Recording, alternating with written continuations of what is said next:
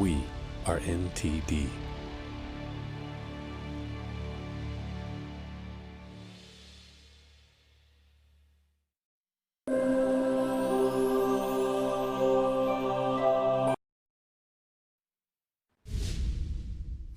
Welcome to NTD Newsroom. I'm Don Ma. Our stories today. President Trump says he's very disappointed in Elon Musk as Musk fires back, claiming Trump would have lost the election without him.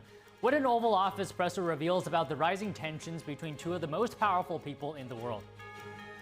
The U.S. and China agreed to set up a meeting to discuss trade. President Trump and Chinese Communist Party leader Xi Jinping had a phone call this morning. What the two leaders talked about. A 9-0 Supreme Court rules Wisconsin has to give a Catholic charity group an exemption to the state's unemployment tax. That's one decision in our Supreme Court roundup. President Trump is doubling down on his debt ceiling demands, publicizing his agreement with a progressive senator. Could he be working towards a bipartisan debt deal? Defense Secretary Pete Hegseth says many NATO members seem to agree to more than double NATO's defense spending. President Trump first brought up the idea. What member states are saying?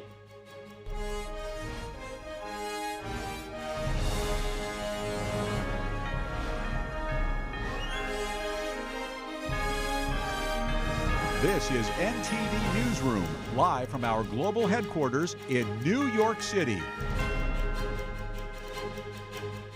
Good afternoon, and thanks for joining us. President Trump says he's very disappointed in Elon Musk as Musk accuses Trump of being ungrateful for his help.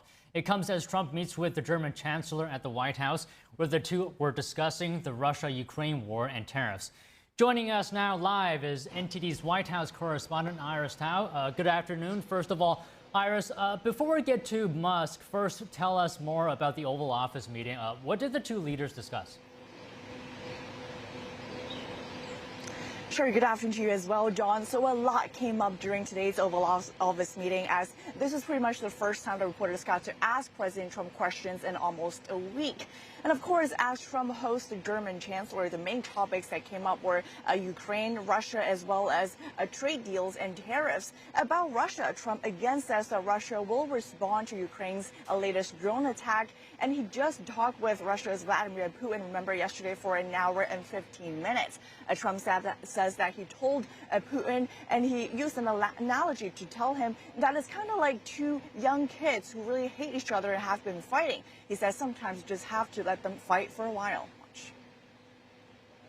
Something happened a couple of days ago, and now they do a return, and, you know, here it goes. It's not good. He's unhappy about it. I'm unhappy about it. I said, President, maybe you're going to have to keep fighting and suffering a lot, because both sides are suffering, before you pull them apart, before they're able to be pulled apart.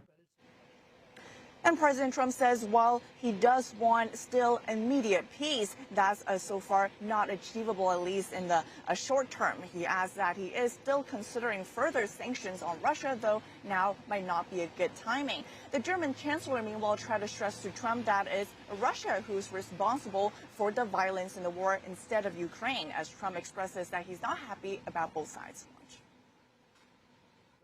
It's really bodies, arms, heads. Legs all over the place. You've never seen anything like it. It's so ridiculous. Ukraine is only targeting military targets, not civilians. So this is the difference, and that's the reason why we are trying to do more on Russia. And the German leader, who you might have just seen actually behind me, just left the West Wing here at the White House, says during the meeting that the U.S. will play an important role in getting that potential peace deal between Russia and Ukraine. And meanwhile, on trade, President Trump says he's hopeful that the U.S. will secure a trade deal with the European Union, saying that Germany is a big part of it. Don. So, Iris, right before the meeting with the German Chancellor, President Trump also held a 90-minute call with China's Xi Jinping this morning. What came out of that? Sure. So it's definitely a long-awaited call as, if you remember, tensions have been escalating between the two countries for months since the announcement of the reciprocal tariffs on China and later escalating tariffs from both sides. And today, President Trump says he held an hour and 30-minute call with China's Xi Jinping and saying that the two quote, straighten out complexity of the trade deal, especially when it comes to rare earth minerals. And this phone call, meanwhile, comes days after President Trump accused China of totally violating a trade deal that the two sides achieved in Geneva a while ago, after which the two sides paused their tariffs. And today, Trump says that the trade talks should be back on track. Watch. We have a deal with China, as you know, but we were straightening out some of the points having to do mostly with rare earth magnets and some other things. We're going to just make sure that everybody understands what the deal is. Trump administration officials, meanwhile, though, have warned that this Chinese Communist Party has a history of breaking its promises when it comes to already established trade agreements, as well as, for example, when it comes to the fentanyl issue. And China has not kept its word in trying to stop that flow of fentanyl precursor coming into the U.S. for years. Meanwhile, Trump says that the two teams, when it comes to trade, will soon meet again with location to be announced, and that both him and Xi have accepted invitations from each other to visit each other's countries. Don. And Iris, another main topic during today's presser was Elon Musk's escalating criticism of the president's big, beautiful bill. How did the president react to that? Sure. So during the Oval Office meeting, we certainly saw today the strongest or clearest revelation almost about a deteriorating relationship between Trump and Elon Musk. We know that Elon Musk has been ramping up his attacks on Trump's big, beautiful bill for the past 2 days. For example, calling it a disgusting abomination in just recent days, citing the potential impact the bill will have on the national deficit. The White House, though, for the past few days have been quite lenient when it comes to responding to Musk without attacking or targeting him directly. But today, during the Oval Office meeting, when asked about it, President Trump says he's very disappointed in Elon Musk, and adding that Musk could soon escalate his criticism to Trump personally. Watch. Look, Elon and I had a great relationship. I don't know if we're well anymore. And he hasn't said bad about me personally, but I'm sure that'll be next. But I'm very disappointed in Elon. I've helped Elon a lot.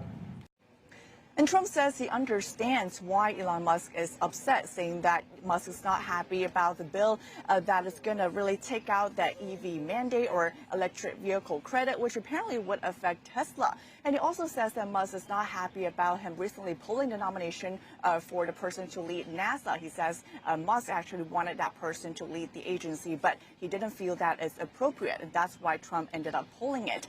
Meanwhile, Trump also says that, though, he believes that he would have won Pennsylvania regardless if Musk had helped him campaign or not in that key swing state. And that's when we saw Musk responded on X to a video of Trump saying that, and Musk is now saying that, quote, without me, Trump would have lost the election, Dems would control the House, and the Republicans would be 51-49 in the Senate. He added, quote, such ingratitude. So we are certainly seeing in real time how the tensions are escalating between the two, now coming to this dispute over the role Elon Musk played during the 2024 elections. And while it remains to be seen, though, if Musk will go a step further, potentially, as Trump predicted, and target him directly. But it certainly remains to be seen if the two sides will continue to talk, and potentially Trump would, of course, slightly play down that tension and again praise Elon Musk for his role at Doge, which he has continued to do in recent days. Back to you.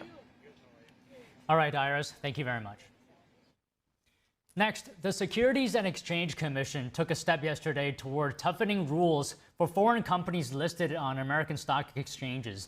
It said many Chinese firms benefit from having to make fewer regulation disclosures to investors.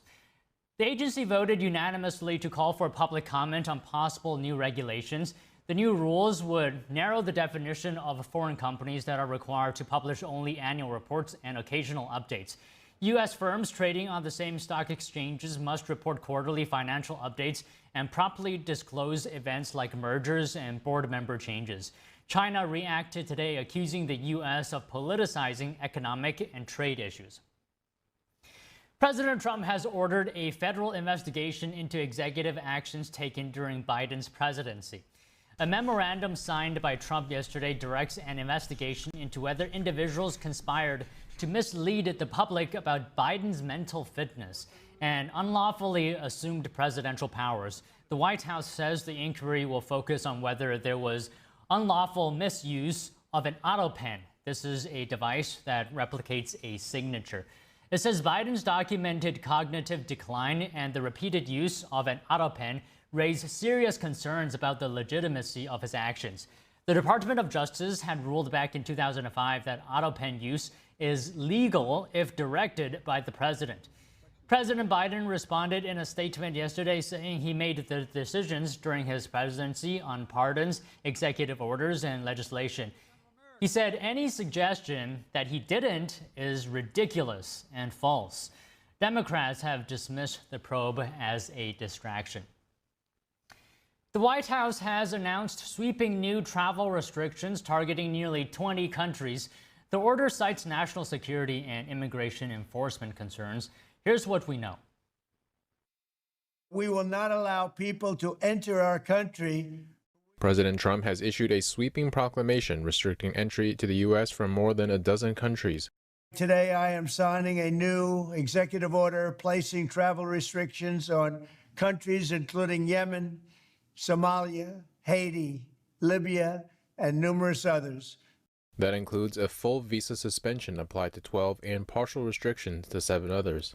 The restrictions apply fully to countries including Afghanistan, Iran, Libya, and Yemen, and partially to others like Venezuela, Cuba, and Laos. The White House says the policy targets countries with high visa overstay rates, poor vetting systems, and failure to share ties to terrorism and other threats. A fact sheet accompanying the order cites examples like Chad, where over 49% of tourist visa holders overstayed, and Equatorial Guinea, with an overstay rate above 70%. President Trump says the measure is a matter of national security and necessary to enforce immigration laws. Very simply, we cannot have open migration from any country where we cannot safely and reliably vet and screen those who seek to enter the United States. Trump said the strength of the restrictions depends on the severity of the threat posed, and more countries could be added to the list. According to the proclamation, the restrictions take effect next week and will not limit individuals from seeking asylum.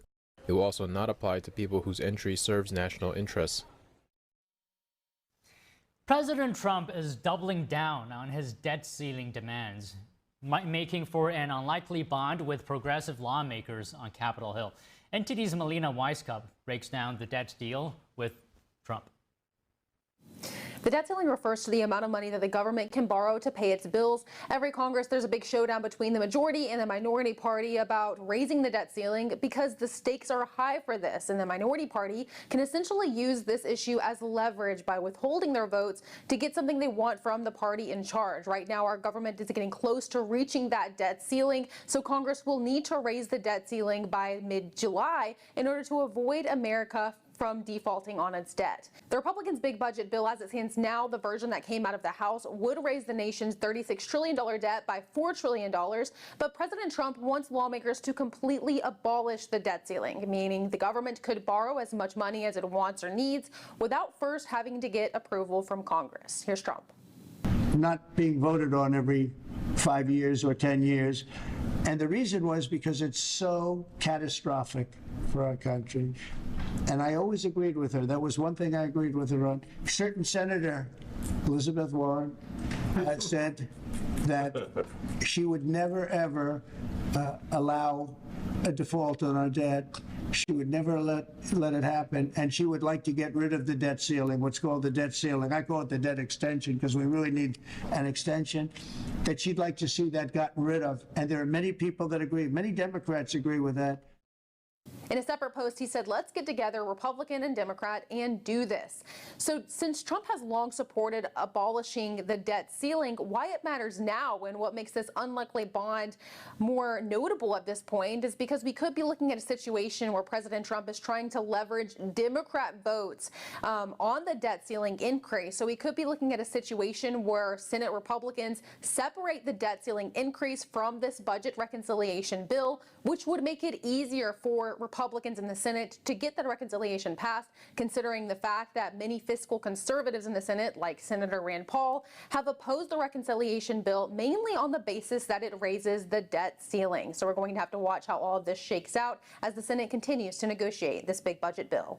Reporting from Washington, D.C., Melina Weiskup, NTD News.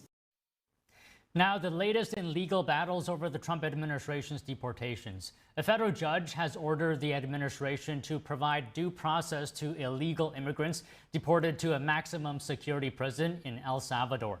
The immigrants, allegedly linked to the violent Trendiargua gang, were expelled in March under the centuries-old Alien Enemies Act. U.S. District Judge James Boasberg said yesterday they did not get a notice or a chance to challenge their removal. He has now given the administration a week to explain how it will allow the prisoners to file habeas petitions, which will allow them to challenge their detention. The White House says the judge overstepped. The administration also expressed doubts about how it would work with the individuals in question now they're on foreign soil. It's currently unclear how they would file legal challenges from inside one of Latin America's toughest prisons. A man deported to Mexico despite stating fears for his safety has been returned to the United States following a federal judge's order. The Guatemalan man known by the pseudonym OCG was deported to Mexico and later removed to Guatemala. A judge had ruled he should not be sent back to Guatemala. He safely landed back in the U.S. yesterday and is now in ICE custody in Arizona. Attorneys for OCG say he fled Guatemala last year due to threats related to his sexual orientation. This marks the first time the Trump administration has brought back a migrant after a judge ordered the administration to facilitate their return. Coming up, a Texas judge just struck down a law letting illegal immigrants pay in-state tuition, saying it's unfair to U.S. citizens. The ruling could ripple into other states. That and more after the break.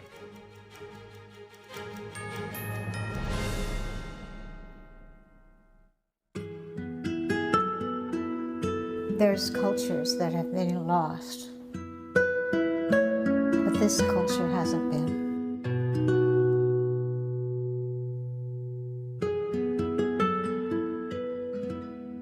The artist is showing us our sense of who we are, where we came from.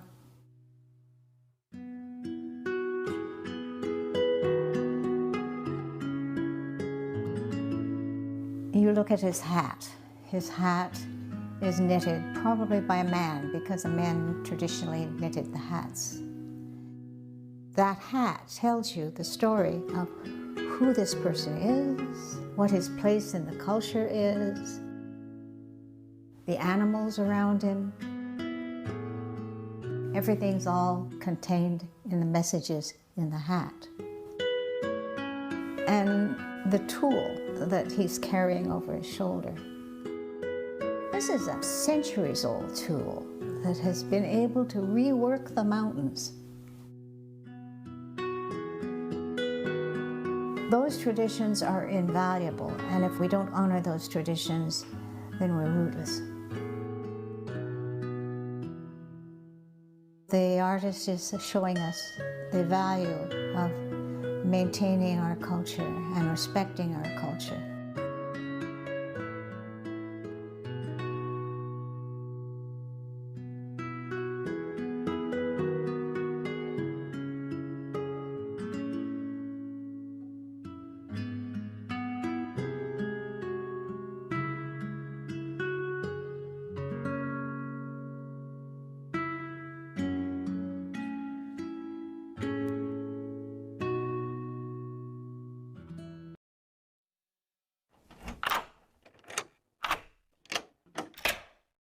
I'm Jonathan Lawson.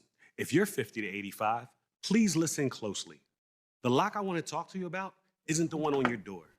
It's a rate lock for your life insurance that guarantees that once you're insured, your rate can never go up at any time for any reason. Many policies you see don't have one, but you can get a lifetime rate lock from Colonial Penn. This plan was designed for people on a fixed income with coverage options that start at $9.95 a month. That's less than 35 cents a day. Your rate is locked in for life. Coverage can never be canceled, and your acceptance is guaranteed. You cannot be turned down because of your health. See for yourself. Call for an information kit and gift. Both are free with no obligation. Call 1-800-624-6556 for your free information and your free gift. That's 1-800-624-6556. 1-800-624-6556. Call now.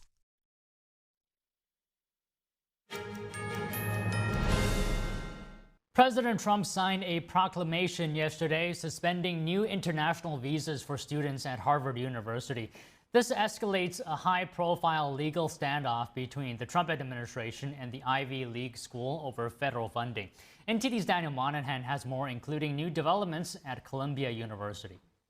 I don't think Harvard's been acting very nicely. President Trump's proclamation, titled Enhancing National Security by Addressing Risks at Harvard University, halts entry for new international students under student, work, and exchange visitor visas. It also authorizes the Secretary of State to consider revoking visas of current Harvard students who fall under its criteria.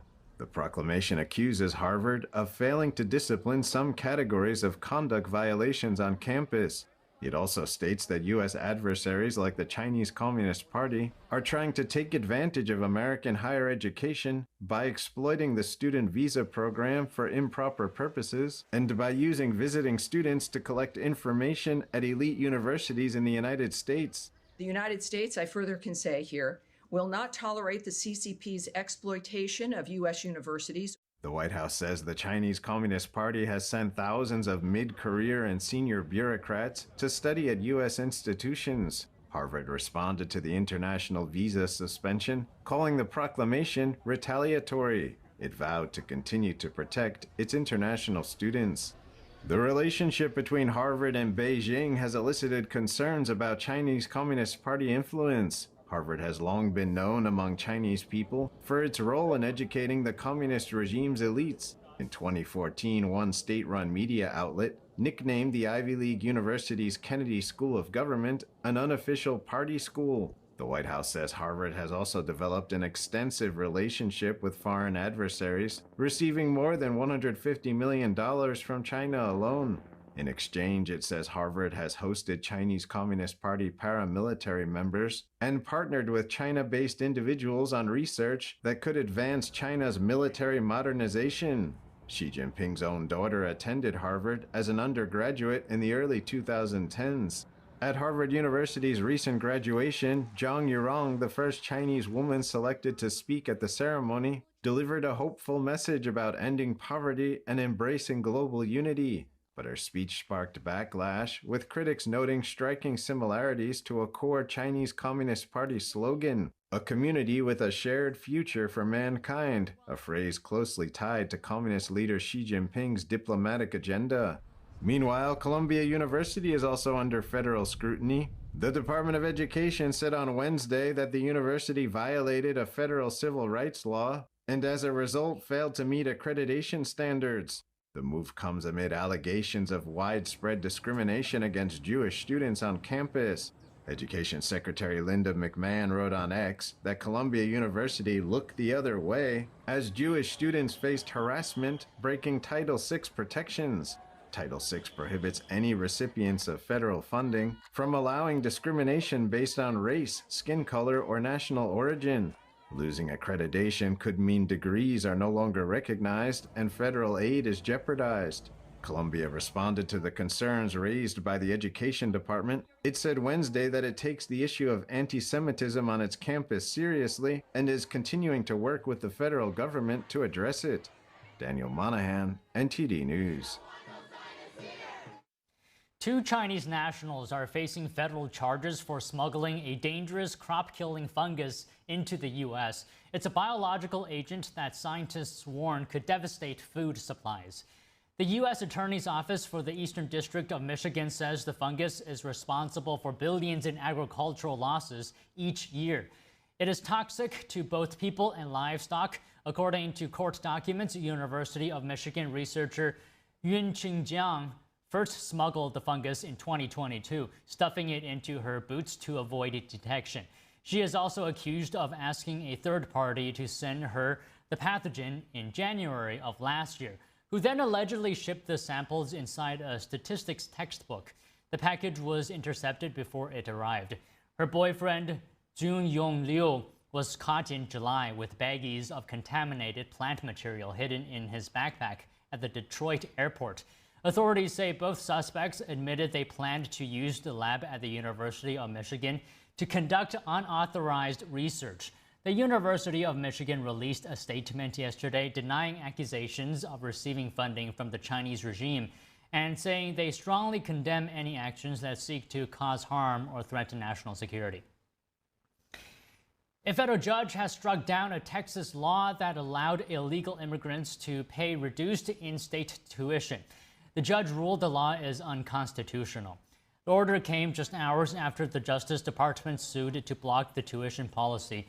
Attorney General Pam Bondi said schools cannot provide benefits to illegal immigrants that they do not provide to U.S. citizens. The program was the first of its kind in the U.S. when it began in Texas in 2001. The law was intended to help dreamers or young adults without legal status. It allowed them to qualify for in-state tuition if they met certain residency criteria. The judge's order overturning the law applies only to Texas, but it could lead to similar challenges in other states. A Republican House Oversight Subcommittee is arguing left-leaning NGOs are misusing billions in taxpayer funds to push radical political agendas.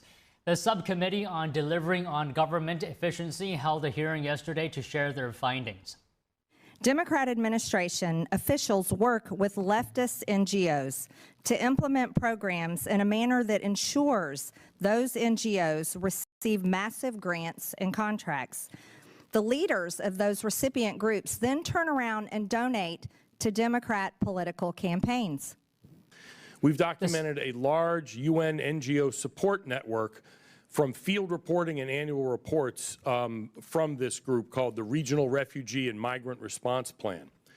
This network consisted of way stations all along Latin American illegal migration routes that made it possible for millions of foreign nationals from as many as 180 countries to illegally get to the U.S. border, in part funded by U.S. taxpayers. The subcommittee accused Democrats of using federal grants as slush funds to reward allies and push policies like open borders and the new Green Deal. Chairwoman Marjorie Taylor Greene and others on the subcommittee called it a pipeline and called for it to be shut down. Democrats brought in Diane Yentel, who leads the National Council of Nonprofits. In her prepared remarks, she said the Trump administration is targeting nonprofits not for breaking the law, but for, quote, work prioritized by local communities that is at odds with the administration's ideology. Next, the U.S. Department of Agriculture has issued a public health alert for some raw ground beef products sold at Whole Foods markets. The alert is due to a risk of E. coli contamination. The products are 1-pound vacuum-sealed packages of Organic Rancher Organic 85% lean ground beef.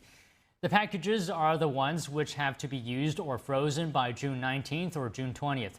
A recall was not requested because the products are no longer available for purchase, but the U.S. Department of Agriculture's Food Safety and Inspection Service urges consumers to check their refrigerators and freezers for the ground beef. The meat should not be used and should be thrown away or returned to the store. There are no confirmed reports of anyone getting sick. The potential contamination was discovered when the producer of the products alerted FSIS that ground beef shipped into commerce had tested positive for E. coli. A recall has been issued for Topo Chico mineral water in 5 states. The recall was issued because of bacterial concerns. Coca-Cola said that the recalled products were shipped to retail locations in Arizona, Louisiana, Nevada, New Mexico, and Texas. The recalled products were purchased between May 20th and May 29th. The mineral water was removed from store shelves due to possible contamination with a bacteria. It's a bacteria naturally found in water sources, but it can be deadly to people with a weakened immune system. No illnesses have been reported. The crew of a cargo ship carrying 3,000 vehicles to Mexico abandoned their vessel off the coast of Alaska. They evacuated after a fire broke out on board. The 22 crew members were safely evacuated from the ship after they failed to put out the fire. The crew was transported to a nearby merchant vessel in tandem with the U.S. Coast Guard. There were no injuries reported. The ship's management company said yesterday that smoke was initially seen coming from the deck loaded with electric vehicles on Tuesday.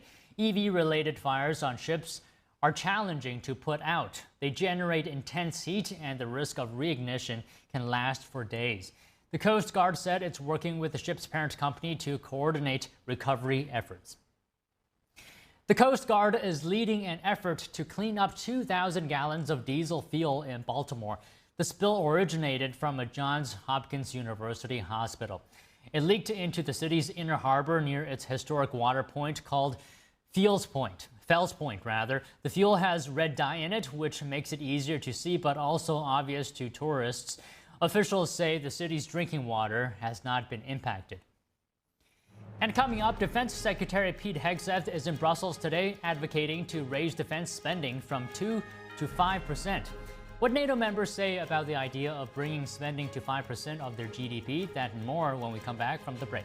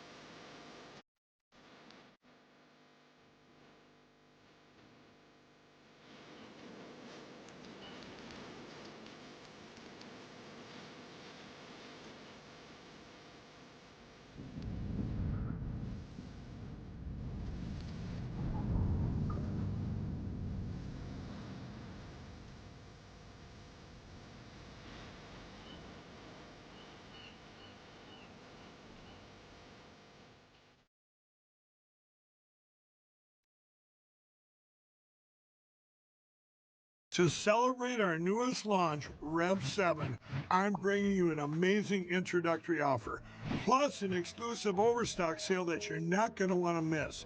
Rev 7 is our premium energy drink that tastes great and gives you energy all day with no jitters and no crashes. That's because there's no sugar and no caffeine. I'm so sure you're going to love Rev 7 that for a limited time you can try our 3-pack absolutely free. Or check out our Percale bed sheets. I can't believe I'm even going to say this. Every color, every style, every size, only $29.88. So go to mypillow.com or call the number on your screen. Use your promo code to save 20% on our Rev 7 12-packs or try our introductory 3-pack absolutely free. And our Percale bed sheets, all sizes only $29.88, even the queens and kings. Inventory is extremely limited, so order now. Hi, I'm Ty Pennington, here for Choice Home Warranty. They protect my home from expensive repairs, and they can do the same for you. No matter if it's your refrigerator, plumbing, or more than 20 other home systems and appliances, Choice Home Warranty has saved millions of homeowners a whole lot of money. For a low monthly fee, you get their nationwide network of trusted local technicians with plans that cover repairs and replacements done quickly and the right way. No more headaches searching for technicians. No more budget-breaking chaos. Just a peace of mind of having Choice Home Warranty at your service. Call Choice Home Warranty now and save big with their special offer of your first month free and free limited roof coverage. Call now. Call Choice Home Warranty for your free personalized quote and to get your first month free. Call in the next 5 minutes, and as our special offer, you'll receive free limited roof coverage. Call now to lock in your rate and save big. Call 800-210-6422, 800-210-6422.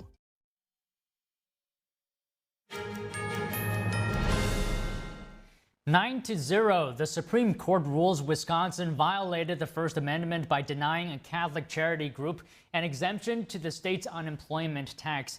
And the court made it easier to claim reverse discrimination in the workplace. Plus, in another unanimous decision, the court blocks Mexico's claims that U.S. gun makers fueled cartel violence. NTD's Arlene Richards has the Supreme Court roundup. 3 unanimous decisions in one day. The Supreme Court released decisions on Thursday that impact religious exemptions, employment discrimination, and gun maker responsibilities. First, the court sided with a Wisconsin-based Catholic charity group in a case centered on unemployment tax credits for religious institutions.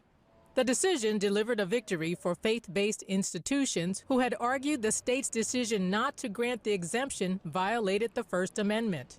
9 justices unanimously agreed the state had unnecessarily attempted to define whether religious groups should be entitled to an otherwise available tax exemption.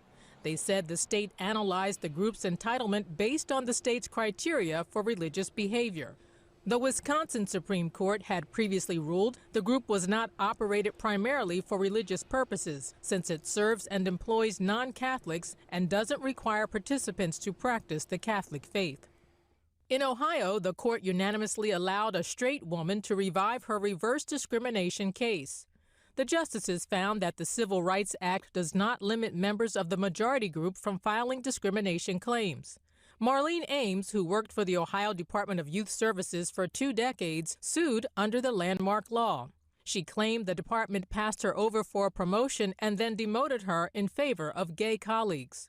Justice Ketanji Brown Jackson, writing the opinion for the court, said Congress intended for the law to apply to every individual with no special requirements for members of the majority group. And finally, in this Supreme Court roundup, the High Court justices agreed U.S. gun manufacturers can't be blamed for gun violence in Mexico. The country claimed their case should proceed because it satisfied an exception to the liability shield provided to gun makers under federal law. Mexico said U.S. gun makers knowingly aided and abetted the unlawful sale of their firearms to straw purchasers who trafficked them across the border to drug cartels. The justices ruled that because their claims didn't accuse gun makers of directly aiding and abetting retail dealers, it was barred under the law. The Mexican government had sued 7 of the biggest gun makers in the U.S. They were seeking $10 billion in damages. Arlene Richards, NTD News. To discuss this case and the ruling further, we're bringing in Mark Miller, senior attorney with Pacific Legal Foundation. Mark, good afternoon to you. Thank you very much for joining us. So as we just heard, the woman who brought the case is from a majority group. That means she's a straight woman and she's alleging discrimination. So based on that, firstly, your thoughts on her win here by a unanimous Supreme Court ruling? Well, yes, as you said, and as your lead-in described, we had 3 unanimous decisions today at the Supreme Court. The justices were all singing kumbaya, if you will. And in this case about employment discrimination in the workplace, it was really about fairness and the rule of law. Just because you're a member of a majority group, that doesn't mean you can be discriminated against. The law should treat all of us equally. And it was very nice to see that all 9 justices could agree on what should be a fairly simple and fair point that everyone should understand. So this unanimous decision, were you surprised by that? Were you expecting that? Coming out of the oral argument, both in this employment case and the Smith and Wesson case, and then even the Catholic Charities case, it was clear that the justices were finding common ground on a lot of the underlying issues here in this employment discrimination case.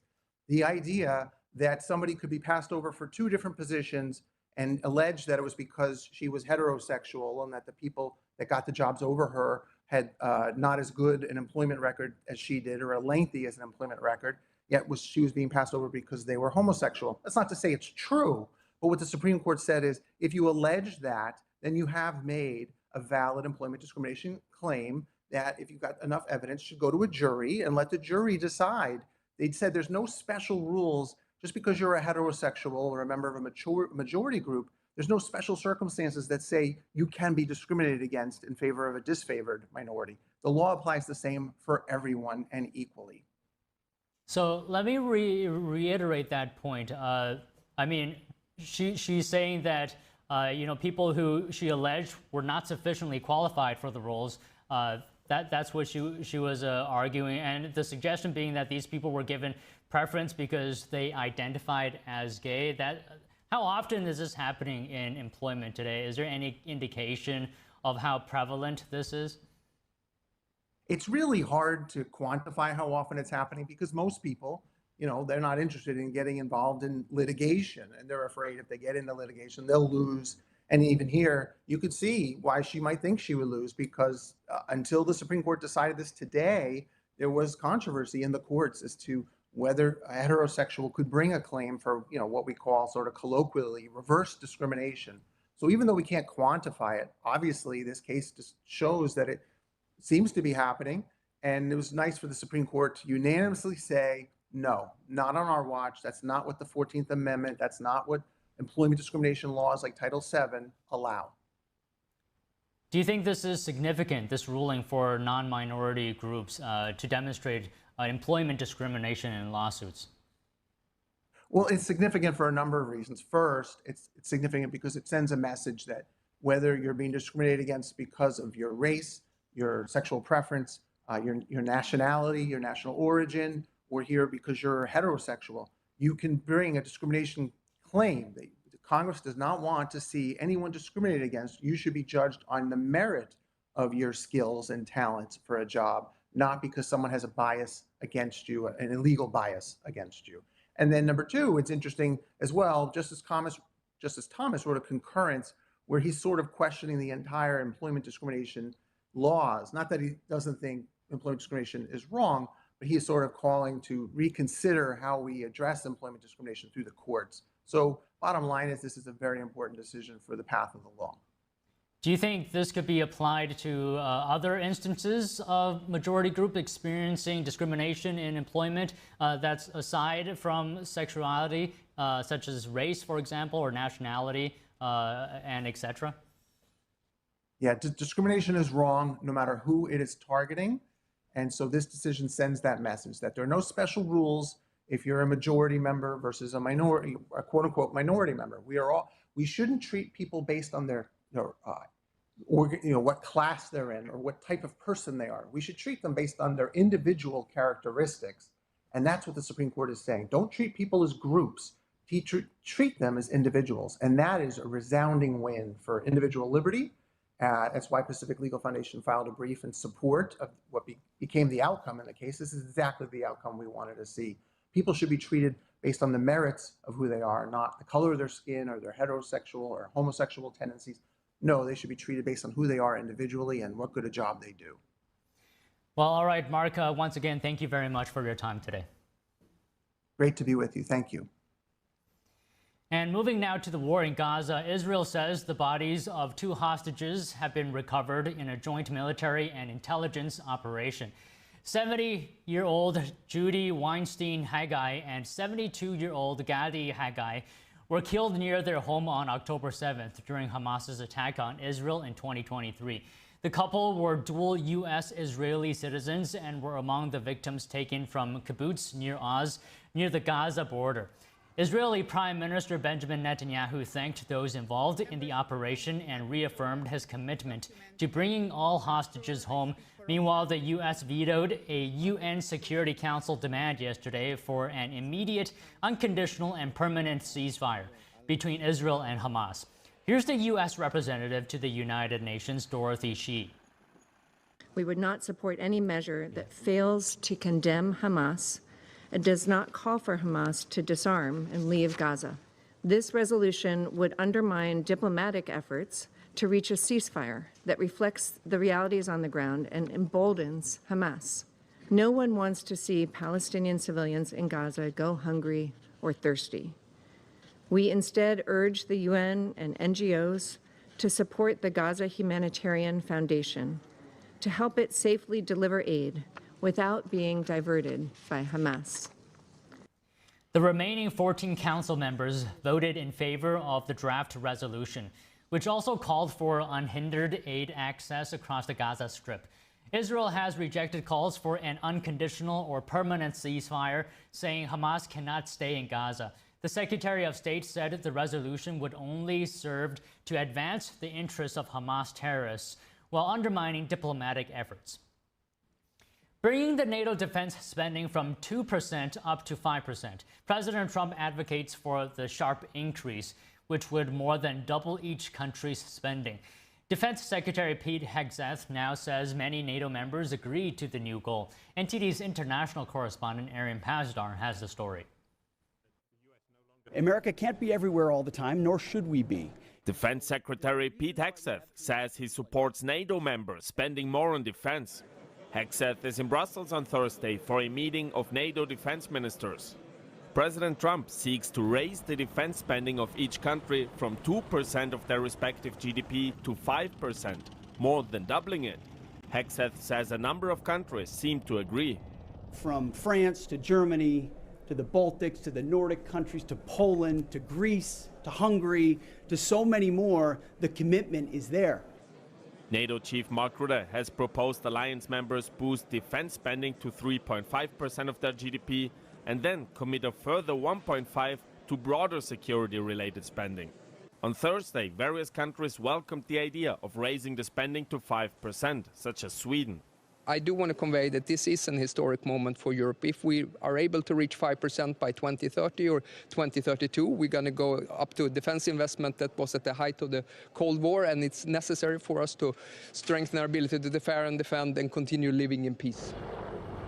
Hegseth praises President Trump's initiative for strengthening NATO. It was an alliance that was sleepwalking to irrelevance. And President Trump, in his first term, said you need to step up and spend more. And he has in this term done the same. He added that the alliance is increasingly facing threats, saying it needs more capabilities and more, quote, hard power. Arian Pazdar, NTD News. The CEO of Mercedes-Benz said that the company proposed a deal to allow U.S. cars into Europe without import duties. In return, the U.S. would drop tariffs on the same number of cars exported by European automakers.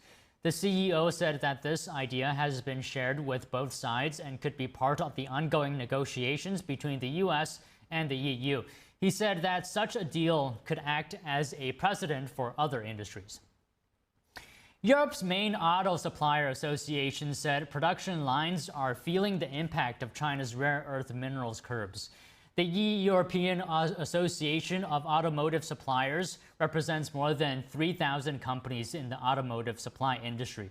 It said yesterday that China's export curbs have led to the slowdown, or the shutdown rather, of several plants across the continent. Further disruptions are expected as inventories run out in the coming weeks.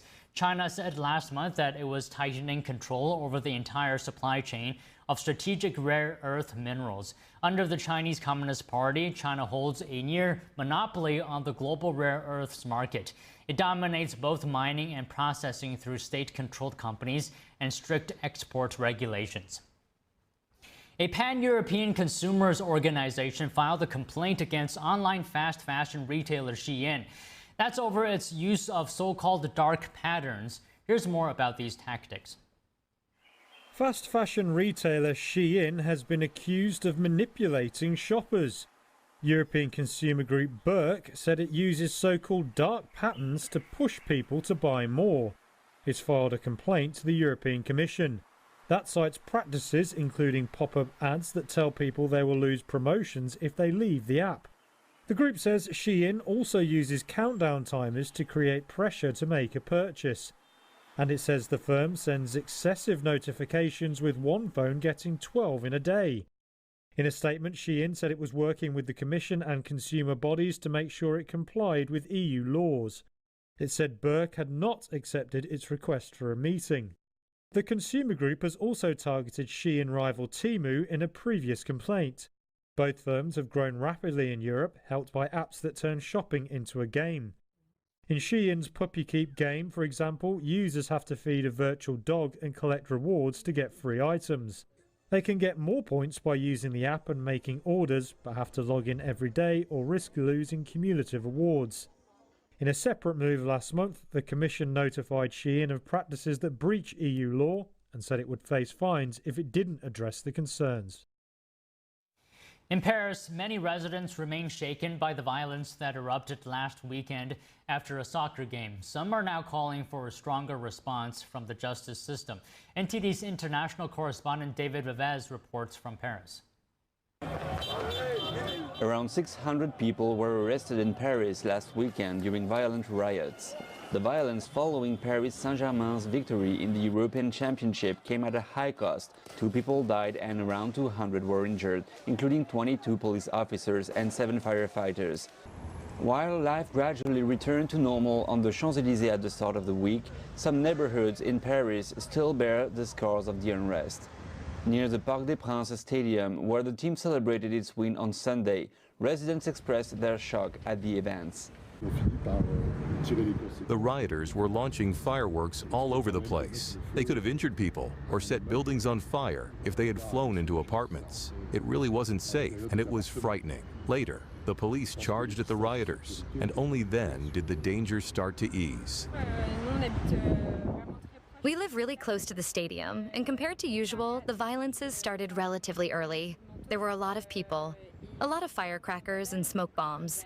So even inside the building, we were not reassured. I went downstairs. There was someone calling for help. It was a woman who'd taken refuge into our building. She said, "I want to take refuge somewhere. I want to take refuge somewhere." They're grabbing my face. They're touching my breasts. I can't take it anymore.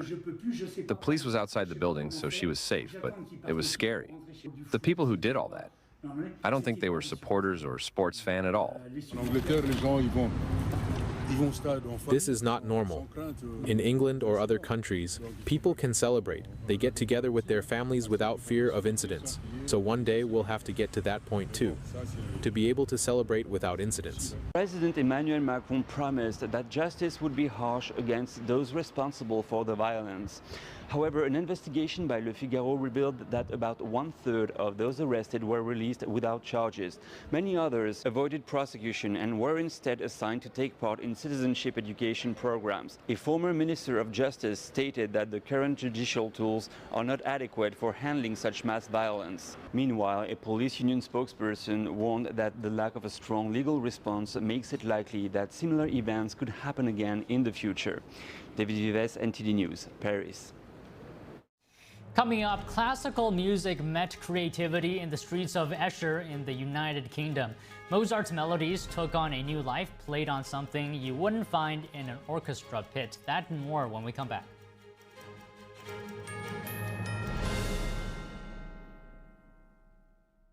Being a cowboy, well, I don't know anything different. I had a very successful career. Life was fast. I was preparing physically. I wasn't doing anything mentally. And then I got hurt. I dug into mental health. I wanted to be better as a person. I start my day with a workout.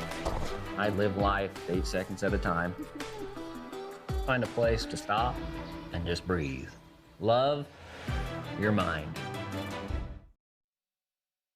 All throughout your home, appliances and systems just wait for the worst time to break down and leave you with expensive repairs. Unless you have a plan from Choice Home Warranty. All home appliances and systems have a breakdown clock, and when it expires, it will cost hundreds and potentially even thousands of dollars to fix or replace. That's why every homeowner should have a plan with Choice Home Warranty, like I do. For a low monthly fee, a Choice Home Warranty plan will cover your heating, air conditioning, plumbing, appliances, and more. Don't let an unexpected repair wreck your budget. With Choice Home Warranty, that covered repair is fixed or replaced for you. Choice Home Warranty has been a great company to work with, and they've taken care of us. I would suggest anybody who lives in a home not to be in a home without him. Avoid the ticking clock of home appliances and systems breaking down with a plan from Choice Home Warranty. Call now to get your first month free. Call in the next 10 minutes and we'll give you $120 off your first year of coverage. That's $200 in total savings. With a nationwide network of over 25,000 technicians, I don't worry about how my next breakdown will be handled. With a click of a button, my claim is filed, and Choice Home Warranty starts the clock. They do the legwork, hiring the right technician and handling the cost of covered repairs and replacements. And check this out. For a limited time, you can get 1 month of coverage free. Did you hear me? Free. You can't beat that deal with a sledgehammer. But hurry, this offer is ticking away. Once the clock hits 0, poof, it's gone. Don't fear the breakdown clock. Get a plan from Choice Home Warranty and get round-the-clock money-saving protection you can count on. Call in the next 10 minutes and we'll give you $120 off your first year of coverage, plus get your first month free. This offer won't last long. Get your home protected. Call now. Don't wait for an appliance or system to break down. Call before that happens. Call 800-983-3523. 800-983-3523.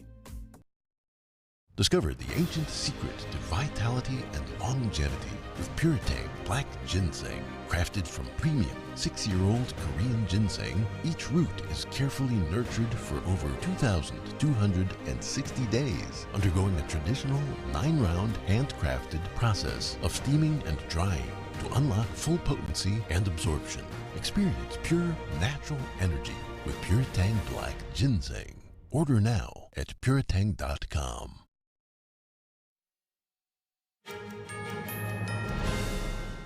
Classical music met creativity in the streets of Esher in the United Kingdom. Mozart's melodies took on a new life, played on something you wouldn't find in a pit orchestra. Here's more. Outside Garson's farm shop in the southern English town of Esher, an ensemble of musicians turned carrots, zucchini, and bell peppers into working instruments to perform famous tunes to passers-by. Members of the London Vegetable Orchestra carefully carve holes into large, locally sourced carrots to produce edible recorders, a process which takes about 20 minutes to complete. Well, if you think of a tree, which is cylindrical, it grows in the ground, it's got roots, it's got leaves, and a carrot is the same. It's cylindrical, grows in the ground, it's got roots, it's got leaves, so there's no reason why a carrot should not make a recorder every bit as good as a tree. And in fact they do. In some aspects they're better. Tim Cranmore started the unusual orchestra after discovering the story of a Japanese man who crafted the instruments out of carrots. The 4 members of the music troupe demonstrated their vegetable carving skills to intrigue onlookers before showcasing their renditions of classical music, pop hits, and even Disney sing-alongs. It started many, many years ago when a friend of mine rang me up and said, "Have you seen a man in Japan who makes recorders out of carrots?" He knew I was a recorder maker. And I said, "No, I haven't seen him." I looked at him and we made a few carrots that played three notes. And we did a little film that was videoed that went out on YouTube as things were. And then we got an offer from Tyrrell's Crisps to start a vegetable orchestra. The London Vegetable Orchestra has performed on British television shows. They have even had an audience with King Charles, who gave the carrot recorder a try himself.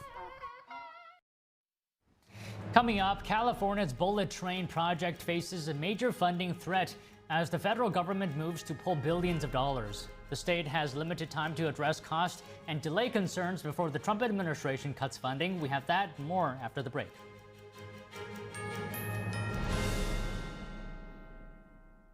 Hey, have you heard what's happening at Mathis Home? Get new lower prices all summer long with price drop alerts all over the store. They have all the latest looks at unbeatable prices. Like this big sofa with curved arms and 5 plush throw pillows. They dropped the price to just $5.99. That's an incredible value. And with their huge selection, you're sure to find the style that's just right for you. In stock with fast, free delivery. Look for price drop alert tags and save now at your furniture superstore, Mathis Home.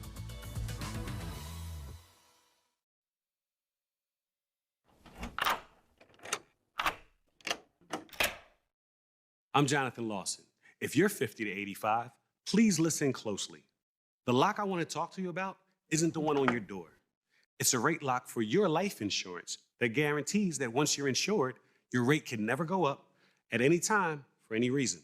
Many policies you see don't have one, but you can get a lifetime rate lock from Colonial Penn. This plan was designed for people on a fixed income with coverage options that start at $9.95 a month. That's less than 35 cents a day. Your rate is locked in for life. Coverage can never be canceled, and your acceptance is guaranteed. You cannot be turned down because of your health. See for yourself. Call for an information kit and gift. Both are free with no obligation. Call 1-800-624-6556 for your free information and your free gift. That's 1-800-624-6556. 1-800-624-6556. Call now.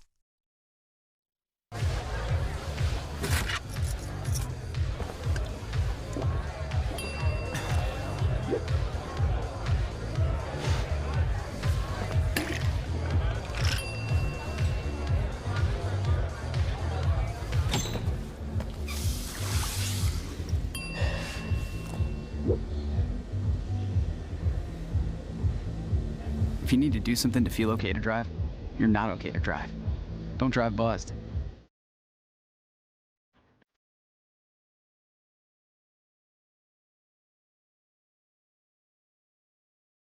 A painting that has true beauty. I imagine it's like a door.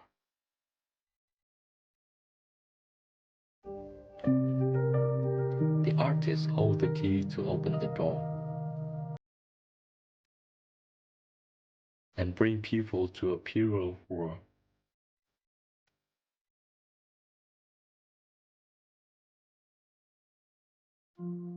A world where people are more compassionate.